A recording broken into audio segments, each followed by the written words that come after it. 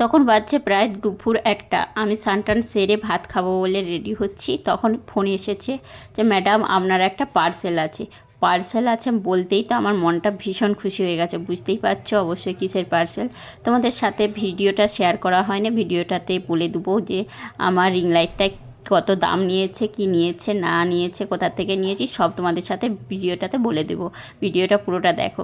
বলার সাথে সাথেই তারপরে 5 মিনিট তো অপেক্ষা করতেই হবে।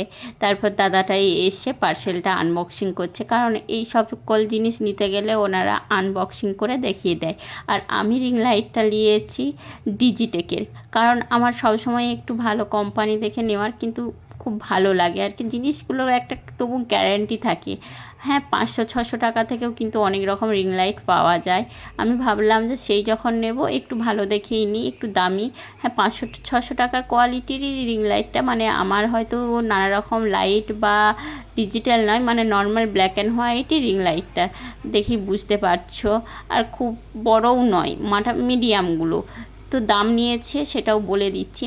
ওনাদের যে কাজগুলো থাকে, মানে আনবক্সিং করে সমস্ত কিছু দেখিয়ে দেওয়া, চেক করে নেওয়া, ভেঙে টেঙে গেছে নাকি বা কোনো কিছু মিসিং হয়ে গেছে নাকি, সেটাই ওনারা করে দিচ্ছিলো। আর আমি বলছিলাম যে লাইটটা একটু জেলে দেখিয়ে দিলে ভালো হতো। বললো কোনো কিছু সমস্যা নেই, এক্সচেঞ্জ করিয়ে নিতে পারেন। ঠিক আছে তাহলে দিয়ে আমি এসি আগে কিন্তু লাইটটাকে জেলে দেখছিলাম। আমার কিন্তু মানে একটা মনের মধ্যে ভয়ও লাগছিলো, লাইটটা যদি না জ্বলে তাহলে কিন্তু সমস্যা হতে পারে, সেই জন্য কিন্তু একটা ভয় লাগছিলো। দিয়ে দেখলাম যে না, ঠিকঠাকই আছে, লাইটটার কোনো সমস্যা নেই, লাইটটা বেশ ভালোই জ্বলছে। নিজের স্বপ্ন পূরণ করলাম একটা প্রথম, কারণ প্রয়োজনও বটে আর স্বপ্নও বটে। যখন রাত্রেবেলায় বা সন্ধ্যাবেলার দিকে কোনো কারণে ভিডিও বানাতে হয় তখন কিন্তু খুব লাইটের প্রবলেম হয়। বেশিরভাগ ভিডিও দিনের বেলায় বানানোর চেষ্টা করি, তবুও সন্ধ্যাবেলায় বা রাত্রেবেলায় কখনো কখনো ভিডিও বানাতে হয় আমাদেরকে, তার জন্য কিন্তু খুব লাইটের প্রবলেম হয়। আর রিং লাইট ছাড়া কিন্তু চলে না। হ্যাঁ, তোমাদেরকে বলে দিই, হ্যাঁ বলে দিচ্ছি, অনেকক্ষণ অপেক্ষা করে আছো যে হ্যাঁ কত দাম নিয়েছে। দাম নিয়েছে 1350 টাকা, কারণ বললামই তো ডিজিটেকে নিয়েছি, মানে একটা কোম্পানি নেওয়া হয়েছে, মানে সেখানে তো একটু দাম থাকবে।